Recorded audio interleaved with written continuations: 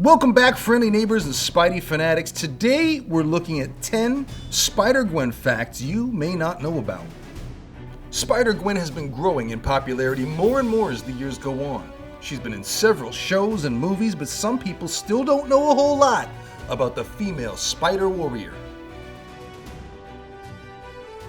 Now, obviously we know that Gwen comes from a very different Earth, but her Earth is very, very different compared to Earth 616.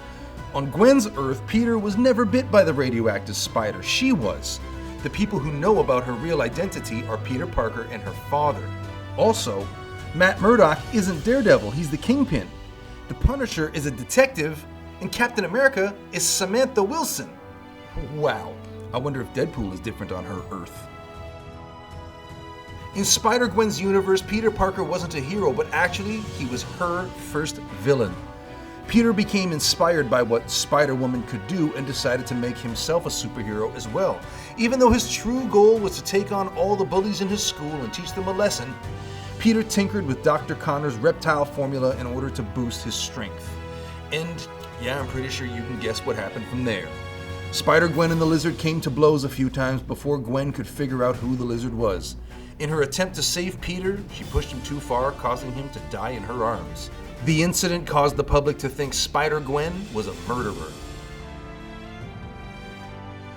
Even though Gwen Stacy is an A+ student when it comes to academics, she embraces her creative and artistic side.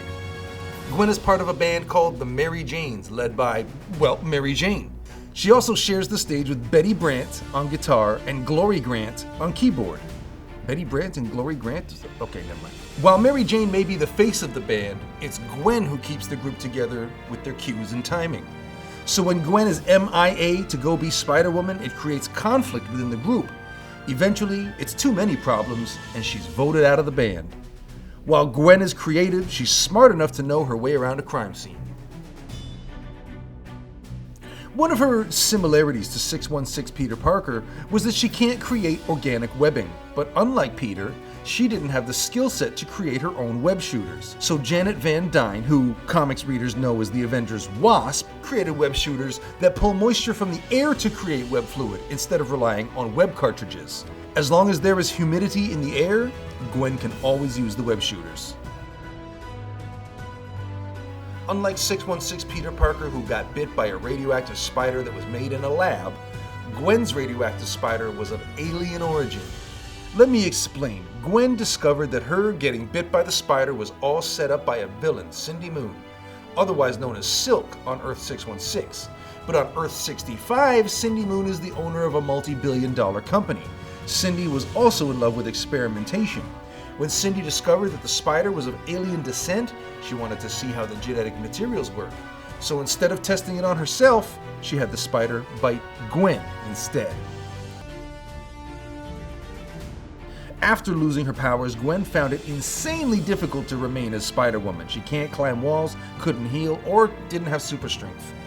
Kingpin and a scientist offered an isotope that could give Gwen her powers back temporarily. The isotope included Gwen's DNA and the lizard serum, which ended up creating a symbiote. Gwen was supposed to help Kingpin access the true potential of the symbiote, but Gwen took it for herself in order to fight back Harry Osborn, who has lizard serum in his blood.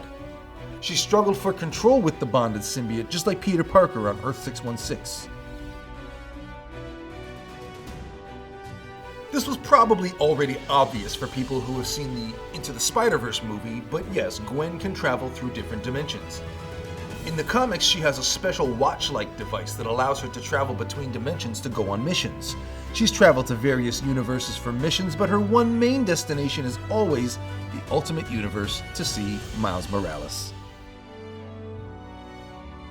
Gwenpool started as a design concept for an alternate comic book cover.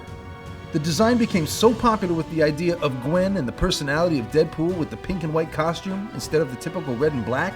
This became a very popular cosplay for a lot of people, and eventually Gwenpool got her own series in 2016. Gwen flat out admits that she's not a natural fighter. She never got any training from a ninja or a CSI agency. Even though she's agile and fast, she still doesn't have enough coordination to throw a punch, so she started copying ninja moves. and action moves from the movies and pop culture she enjoyed. Obviously, she can't copy the exact moves, but she mimics them enough to deal some damage to her enemies. But Spider-Gwen will learn quickly that training is much better than imitation.